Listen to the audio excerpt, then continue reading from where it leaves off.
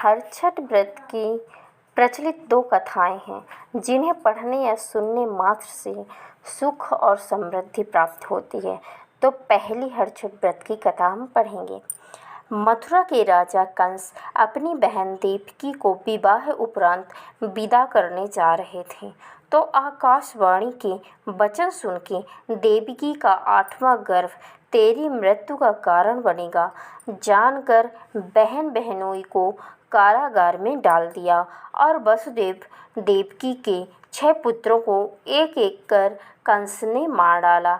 जब 7वें बच्चे के जन्म का समय नज़दीक आया तो देवर्षि नारद जी वसुदेव देवकी से मिलने पहुँचे और उनके दुख का कारण जानकर देवकी को हलषष्ठी देवी के व्रत रखने की सलाह दी। देवकी ने नारद जी से हलषष्ठी व्रत की महिमा व कथा पूछी तो नारद ने पुरातन कथा कहना प्रारंभ किया कि चंद्रव्रत नाम का एक राजा हुआ जिनको एक ही पुत्र था। राजा ने राहगीरों के लिए एक तालाब खुदवाया, किंतु उसमें जल ना रहा, सूख गया। राहगीर उस रास्ते गुजरते और सूखे तालाब को देखकर राजा को गाली देते थे। इस खबर को सुनकर राजा दुखी हुआ कि मैंने तालाब खुदवाया, मेरा धन व धर्म दोनों ही व्यर्थ गया। उसी रोज रात राजा को स्वप्न में वरुण देव ने दर्शन देकर कहा कि यदि तुम अपने पुत्र का बलि तालाब में दोगे तो जल भर जाएगा। सुबह राजा ने स्वप्न में कही बात दरबार में सुनाया और कहा कि मेरा धन व धर्म भले ही व्यर्थ हो जाए, पर मैं अपने पुत्र का बलि नहीं दूंगा। यह बात लोगों से होता हुआ राजकुमार तक पहुंचा तो वह सोचने लगा कि यदि मेरी बलि से तालाब में पानी आ जाए तो लोगों का भला होगा। यह सोचकर राजकुमार अपनी बलि देने तालाब में बैठ गया। अब वह तालाब पानी से लबालब भर गया। जल के जीव जंतुओं से तालाब परिपूर्ण हो गया। इकलौते पुत्र के बलि हो जाने से राजा दुखी होकर वन को चला गया। वहाँ 5 स्त्रियां व्रत कर रही थीं, जिसे देखकर राजा ने कौन सा व्रत और क्यों कर रही हो पूछने पर स्त्रियों से हलषष्ठी व्रत की संपूर्ण विधि विधान बतलाई। उसे सुनकर राजा वापस नगर को गया और अपनी रानी के साथ उस व्रत को किया। व्रत के प्रभाव से राजपुत्र तालाब से जीवित बाहर निकल आया। राजा परिवार सहित हलषष्ठी माता की जयकार कर सुखपूर्वक निवास करने लगा। अब नारद जी ने देवकी से हलषष्ठी व्रत की अन्य कथा कहना शुरू किया कि उज्जैन नगरी में 2 सौतन रहती थीं। एक का नाम रेवती तथा दूसरी का नाम मानवती। रेवती को कोई संतान न था, जबकि मानवती के 2 पुत्र थे। रेवती अपने सौत के बच्चों को देखकर हमेशा सौतिया डाह से जलती रहती और उनके पुत्रों को मारने का जतन ढूंढती रहती थी। एक दिन उन्होंने मानवती को बुलाकर कहा कि बहन, आज तुम्हारे मायके से कुछ राहगीर मुझसे मिले थे। उन्होंने बताया कि तुम्हारे पिताजी बहुत बीमार हैं और वह तुम्हें देखना चाहते हैं। पिता की बीमारी को सुनकर मानवती दुखी हुई। रेवती कहने लगी कि बहन, तुम शीघ्र अपने पिता से मिलने चली जा। तुम्हारे आने तक मैं बच्चों का ध्यान रखूंगी। सौत के बात को सच मान और अपने पुत्रों को रेवती के हाथों सुरक्षित देकर मानवती पिता से मिलने चली गई मायके। अब रेवती बच्चों को मारने का अच्छा मौका जानकर उन दोनों बच्चों को मारकर जंगल में फेंक आई। इधर मानवती जब मायके पहुंची तो पिता को स्वस्थ देकर पिता से अपनी सौत की कही बातों को कह कुशल क्षेम पूछती है। अब मानवती के माता पिता ने अनहोनी के संदेह से पुत्री को जाने को कहती हैं, किंतु मानवती के माता ने कहा कि पुत्री, आज हलषष्ठी माता का व्रत का दिन है, अतः तुम भी पुत्रों की दीर्घायु की कामना से यह व्रत कर आज के जगह कल चली जाना। माता की सलाह मानवती पुत्रों की स्वास्थ्य कामना से हलषष्ठी माता का व्रत धारण कर दूसरे दिन अपने घर जाने को निकली। रास्ते में वही जंगल पड़ा और वहाँ अपने बच्चों को खेलते देख उनसे पूछती है कि तुम लोग यहाँ कैसे पहुँचे। तब पुत्रों ने बताया कि आपके चले जाने पर हमारी दूसरी माता रेवती ने मारकर यहाँ फेंक दी थी कि तभी एक दूसरी स्त्री ने हमें फिर से जिंदा कर गई। अब मानवती को समझते देर न लगी कि यह सब माता हलषष्ठी की कृपा से संभव, और माता की जयकार करते हुए घर को गई। नगर में मानवती के पुत्रों को पुनः जीवित देख और माता हलषष्ठी की महिमा जान सभी स्त्रियां हलषष्ठी व्रत करने लगी। नारद जी ने देवकी से हलषष्ठी व्रत की और कथा कहना प्रारंभ किया। दक्षिण में एक सुंदर नगर है। वहाँ एक बनिया अपनी भार्या के साथ रहता था। दोनों पति पत्नी स्वभाव से बहुत अच्छे व संस्कारी थे। बनिया की पत्नी गर्भवती होती संतान को जन्म देती थी, किंतु भाग्यवश उनके संतान कुछ समय उपरांत मर जाते थे।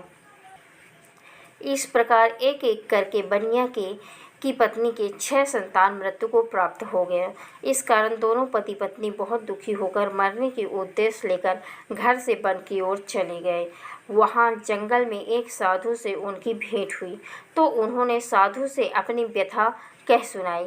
साधु ने ध्यान लगाकर देखा कि बनिया के संतान कहाँ हैं। साधु ध्यान में यम, कुबेर, वरुण, इंद्रादि लोक में ढूंढा, किंतु जब वहाँ बनिया के बच्चे नहीं दिखे तो साधु ब्रह्मलोक गए।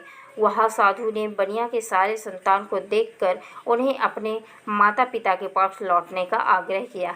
बच्चों ने वापस लौटने से मना करते हुए कहा कि मुनिवर, इससे पूर्व हम कई बार जन्म ले चुके हैं। हम किस किस माता पिता को याद रख उनके पास जाएं।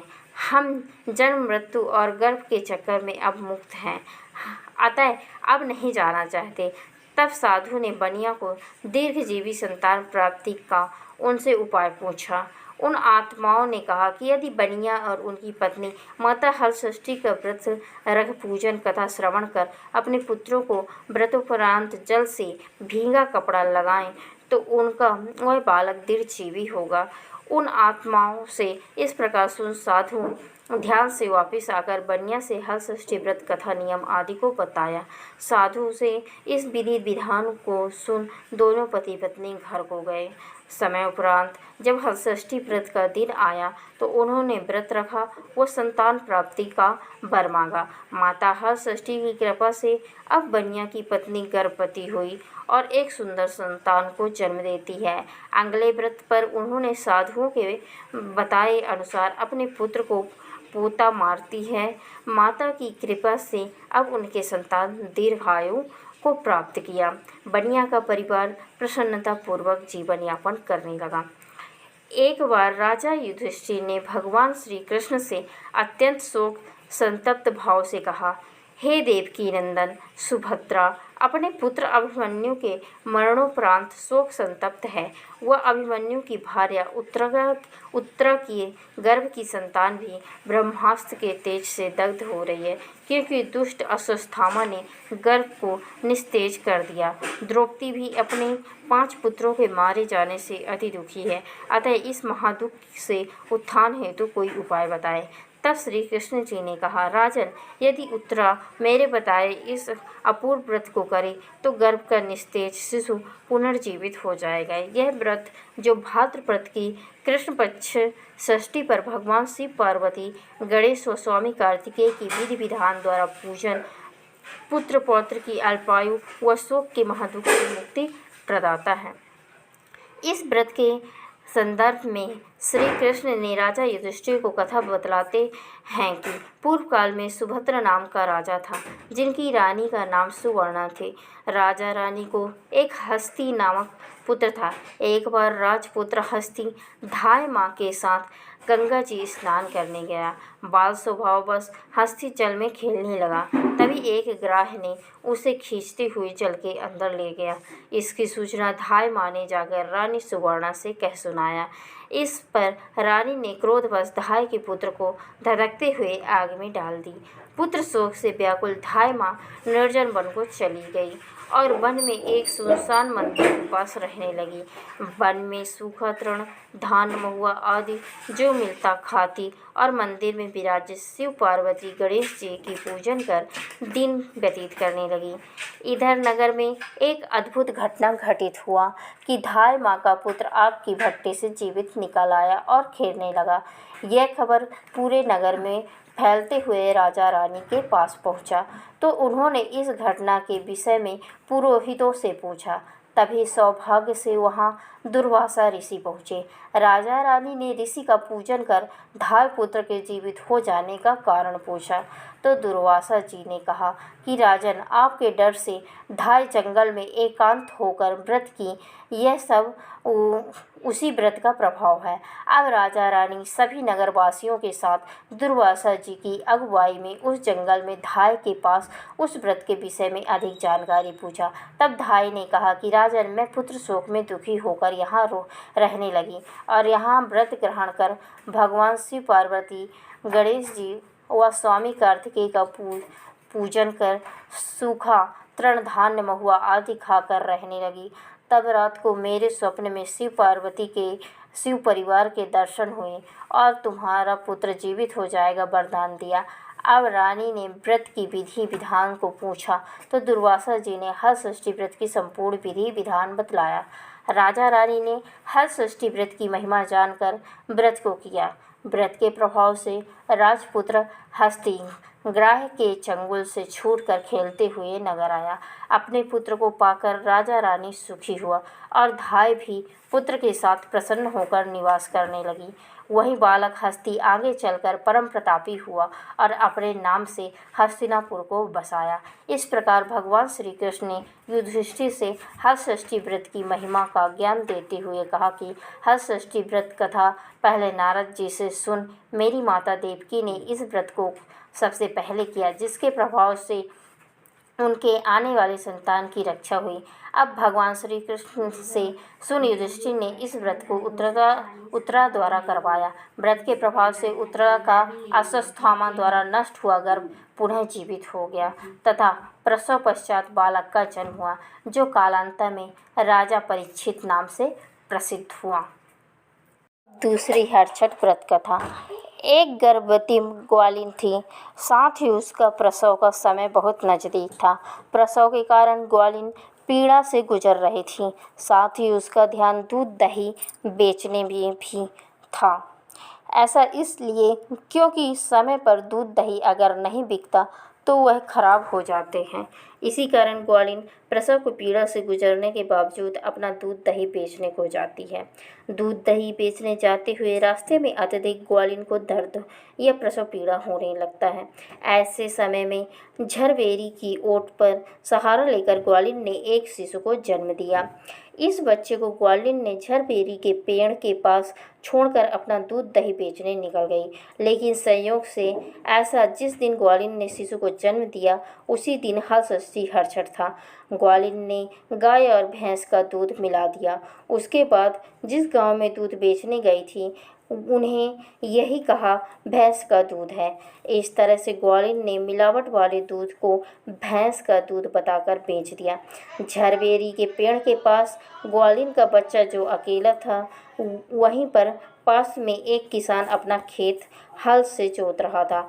हल में बांधे गए बैल अचानक से भड़क गए और ग्वालिन के बच्चे पर हमला कर उसे मृत्यु द्वार तक पहुंचा दिया। इस घटना के बाद से ही हल षष्ठी हरछठ की कथा लोकप्रिय है। साथ ही हल षष्ठी हरछठ का पर्व मनाया जाने लगा।